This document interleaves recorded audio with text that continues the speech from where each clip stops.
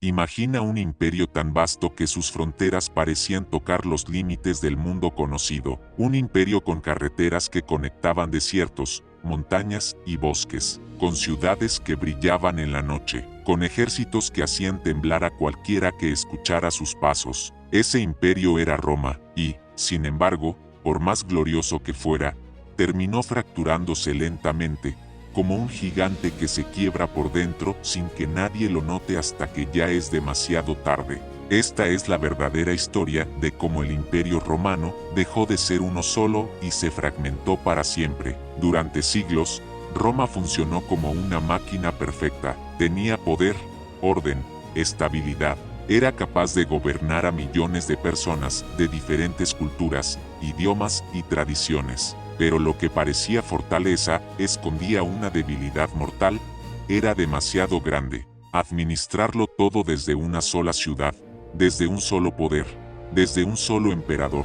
Era una tarea que ningún ser humano podía sostener durante siglos. Los problemas comenzaron mucho antes de que el mundo se diera cuenta. Se gestaron en silencio mientras Roma estaba en su edad dorada, cuando parecía que nada podía derribarla. El punto de inflexión llegó tras la muerte de Marco Aurelio, considerado uno de los emperadores más sabios de la historia. Su hijo, Cómodo, heredó un imperio estable, pero gobernó con irresponsabilidad, vanidad y violencia. Su asesinato, en el año 192, abrió la puerta a un caos que cambiaría el destino del imperio para siempre. En apenas un año, varios hombres reclamaron el trono. Roma dejó de tener un emperador legítimo y pasó a tener aspirantes violentos, respaldados por sus ejércitos. La estabilidad política se evaporó de un día para otro, y cuando un imperio tan grande pierde estabilidad, todo lo demás comienza a tambalearse. Los ejércitos, que antes defendían Roma, se convirtieron en jueces del poder. Si un general convencía a sus tropas de proclamarlo emperador, lo intentarían, y si no lo lograban, morían en el intento. Así comenzó un ciclo que desgarró al imperio durante décadas. Emperadores que duraban meses, asesinatos constantes, traiciones interminables. Roma ya no era un estado gobernado por leyes, sino un campo de batalla político. Entre los años 235 y 284, la situación llegó a extremos inimaginables. Más de 50 emperadores se levantaron, y casi ninguno murió de forma natural. La historia llama a este periodo la crisis del siglo III, pero en realidad fue mucho más que una crisis. Fue la fractura inicial del imperio. Las fronteras comenzaron a ceder. Germanos, godos, persas y otros pueblos vieron la oportunidad perfecta para presionar a Roma. Las defensas ya no respondían como antes. Las ciudades fueron atacadas, saqueadas, abandonadas. La economía colapsó, la moneda perdió valor. Las personas huyeron de las urbes hacia el campo, y lo más dramático, regiones enteras se separaron del imperio. Durante décadas, existieron otros imperios que funcionaban de manera independiente, el imperio gálico en Occidente y el imperio de Palmira en Oriente. Roma, por primera vez desde sus inicios, se quebraba en pedazos visibles. Cuando todo parecía perdido, apareció un líder que intentó recomponer lo irreparable. Diocleciano entendió algo esencial: Roma no podía seguir funcionando como un único territorio gobernado desde un solo centro. El imperio era demasiado grande, demasiado complejo, demasiado diverso. Su solución fue dividirlo administrativamente en dos partes, cada una con su propio líder, y a su vez dividir ese poder en 4 gobernantes simultáneos. La tetrarquía era una idea brillante para su tiempo, varios emperadores trabajando juntos para mantener el orden. Por un breve momento, funcionó. El imperio logró recuperarse militar y económicamente, pero la tetrarquía tenía un defecto fatal: dependía de que los gobernantes respetaran las reglas, y los gobernantes romanos rara vez lo hacían.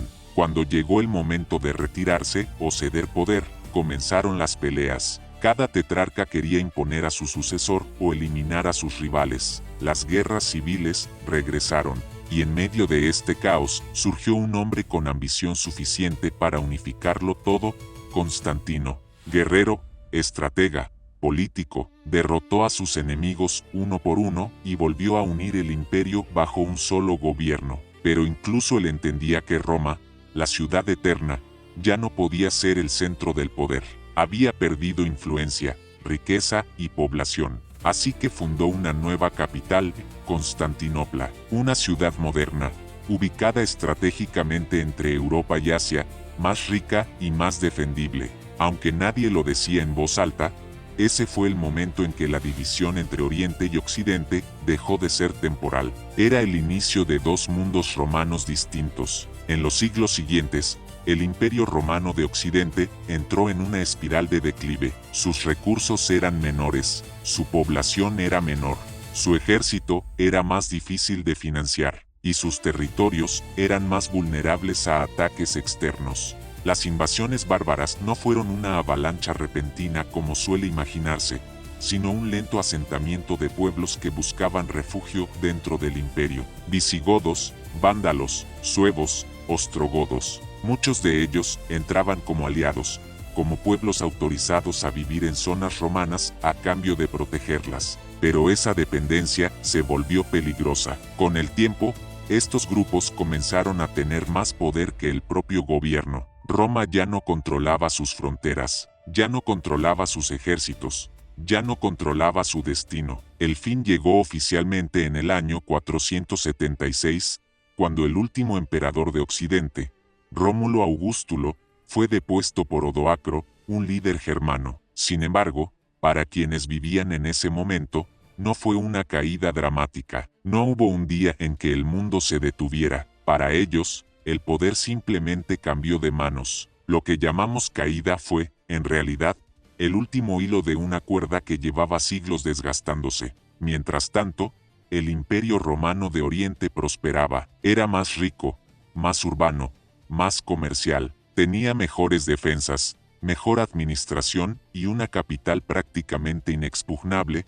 Constantinopla. Este imperio, que hoy conocemos como Imperio Bizantino, no solo sobrevivió 1000 años más, sino que preservó leyes, conocimientos, textos, arte y ciencia que luego serían esenciales para Europa. Sus habitantes se llamaban a sí mismos romanos. Hablaban griego, sí, pero se consideraban herederos legítimos de Roma. Para ellos, el imperio nunca cayó, solo cambió. La fragmentación del Imperio Romano no fue una destrucción total, sino una transformación profunda. En Occidente, las antiguas provincias se convirtieron en reinos germánicos que con el tiempo darían origen a países modernos como Francia, Italia, España o Portugal. En Oriente, Roma sobrevivió, se redefinió y continuó influyendo en el mundo durante siglos. La idea de Roma, su cultura, sus leyes y su visión política se dispersaron como semillas, y esas semillas dieron forma al mundo que conocemos hoy. Roma no desapareció, Roma se fracturó, y de sus fragmentos nació Europa. Un imperio que parecía eterno terminó dividiéndose, para mantener viva su esencia bajo nuevas formas. Esa es la paradoja de su historia.